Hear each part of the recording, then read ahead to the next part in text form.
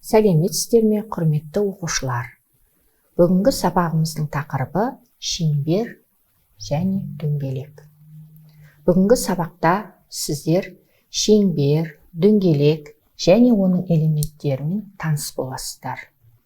Шеңбер дегеніміз центр деп аталатын нүктеден бірдей қашықтықта орналасқан нүктелердің жиынтығынан құралған фигура.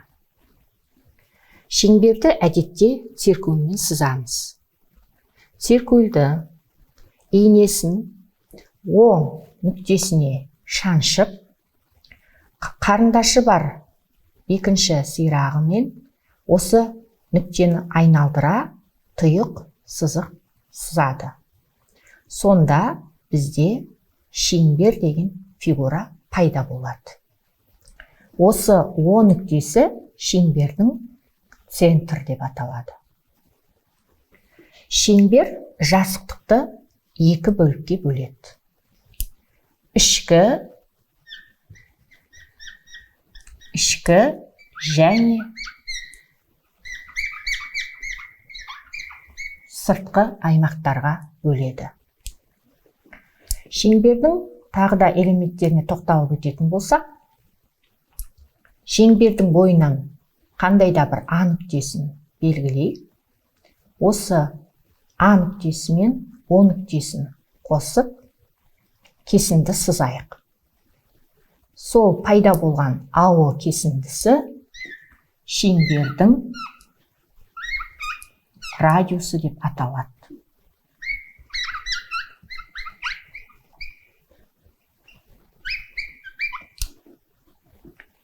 Бұны балалар математикада R әрпімен белгілейміз. Егер шеңбердің радиусы 16 мм болса, онда R тең 16 мм деп жазамыз. Енді балалар шеңбердің бойынан В және С нүктелерін белгілеп, ВС кесіндісін сызайық. ВС кесіндісі шеңбердің центрі арқылы өтетін болса, онда ВС кесіндісі шеңбердің диаметр деп аталады. Диаметрді D әрпімен белгілейміз. Егер шеңбердің диаметрі 32 мм болатын болса, D тең 32 мм деп жазамыз. Енді балалар шеңбердің диаметрі ВО және осы екі радиустан құралып тұр. Сондықтан да диаметр тең болады 2 көбейтілген R, яғни 2 еселенген радиусқа тең. Шеңбердің өзімен қоса алғандағы жазықтықтағы бөлігі дөңгелек деп аталады. Шеңбердің центрі дөңгелектің де центрі, шеңбердің радиусы дөңгелектің де радиусы, шеңбердің диаметрі дөңгелектің де диаметрі бола алады. Енді дөңгелектің бойына қандай да бір нүктелер белгілейік.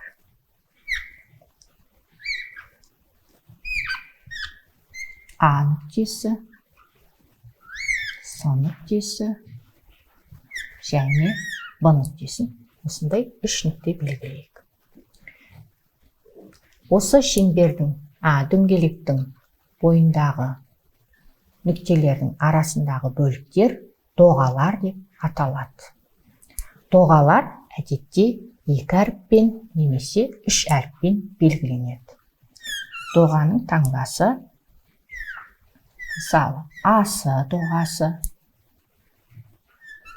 СВ доғасы, АВ доғасы,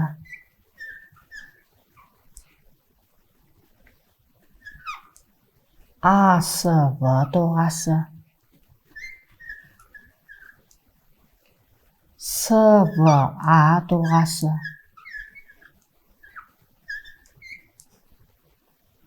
және С А доғасы.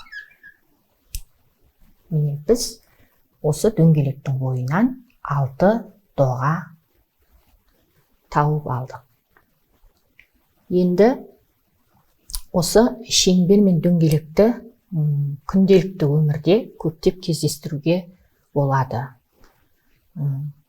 Шеңбер мен дөңгелекке мысалдар келтіретін болсақ, сақина және монета. Сонымен қатар қазақтың тұрмыс тіршілігінде шеңбер мен дөңгелекке тәрізді денелер кеңінен орын алған.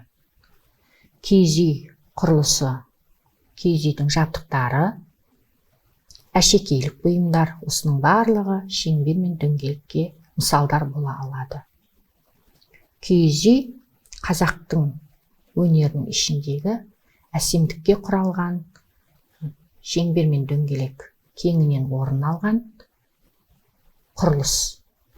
Енді шеңбер мен дөңгелекке тапсырмалар орындайық. Мысалы, шеңбердің радиусы 11 сантиметр.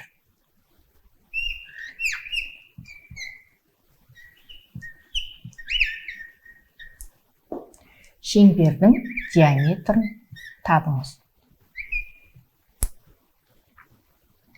Шеңбердің радиусы 11 сантиметр болса, радиусы А нүктесімен белгілейік. АО тең R-ға 11 сантиметр. Диаметр ол 2 еселенген радиусқа тең екенін білеміз. Сонда Д тең 2 көбейтілген 11 тең болады 22 сантиметр. Біздің берілген шеңберіміздің диаметрі 22 сантиметр екен. Келесі мысалға тоқталып өтейік. Келесі тапсырма, балалар, екінші тапсырма.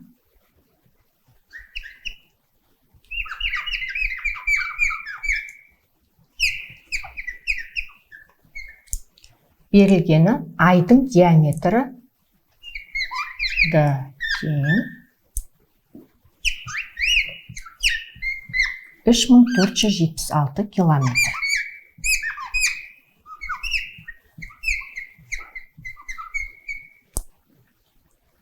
Айдың радиусын табыңыз. Яғни R-ді немесе АО кесіндісін табамыз.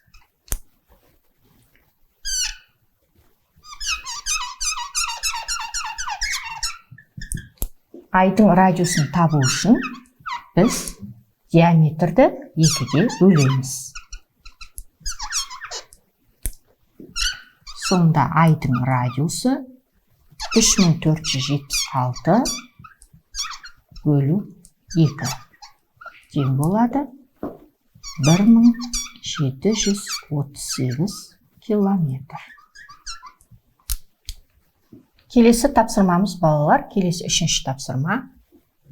Екі шеңбер берілсін. Шеңбердің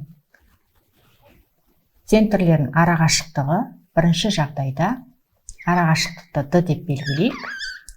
Немесе О1, О2 центрлерінің арақашықтығы 5 сантиметр болсын. Радиустары бірінші шеңбердің радиусы R1 2 сантиметр болсын.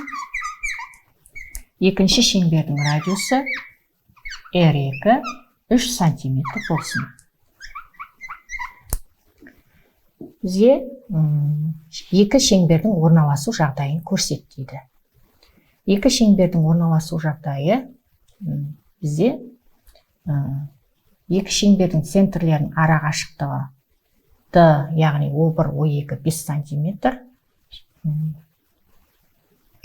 Д тең жағдайда екі шеңбердің радиустарының қосындысына тең болып тұр. Байқап отырсаңыздар.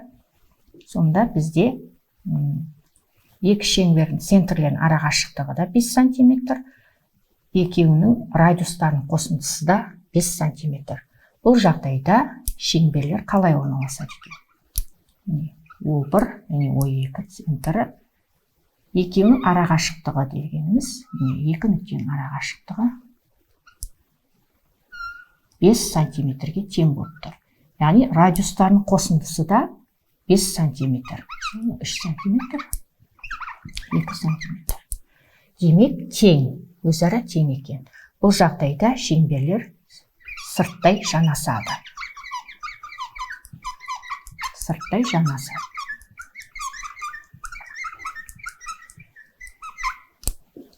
Енді екінші жағдайы шеңберлердің центрлерінің арақашықтығы O1, O2 4 сантиметр болсын.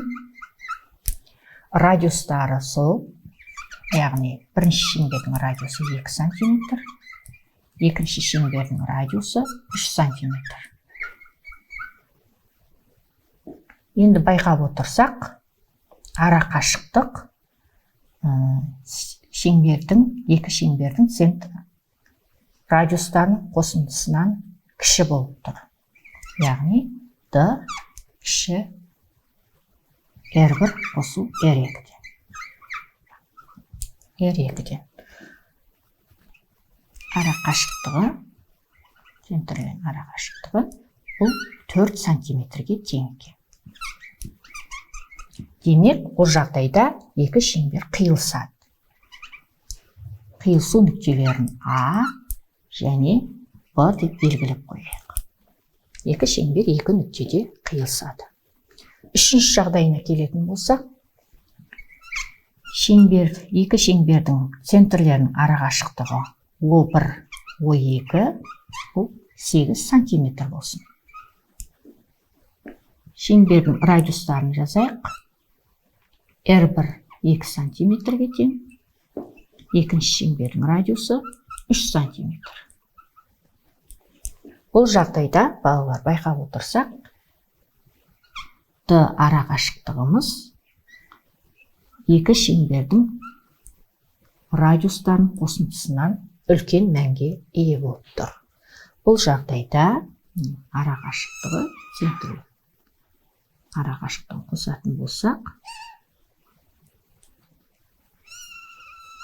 8 сантиметр дейді. Демек, арақашықтық үлкен. Сондықтан да екі шеңбердің ортақ нүктесі жоқ және қиылыспайды. Екі шеңбер қиылыспайды, ортақ нүктелері жоқ дейміз. Қиылысады. Осылай екі шеңбердің орналасу жағдайларына мән береміз, балалар.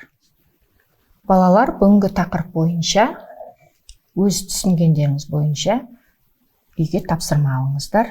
Үйге тапсырма АВ кесіндісін сызыңыздар. АВ кесіндісі 6 сантиметр болсын. Және центрі А болатын, радиусы 5 сантиметр болатын шеңбер сызыңыздар. Центрі В нүктесі болатын, радиусы 3 сантиметр шеңбер сызыңдар. Екі шеңбердің қиылысу нүктесін D және С нүктелерімен белгілеңіздер. АСВ үшбұрышының периметрін табыңыздар. Сонымен, балалар, бүгінгі шеңбер және дөңгелек тақырыбы бойынша сабағымыз аяқталды. Сау болыңыздар.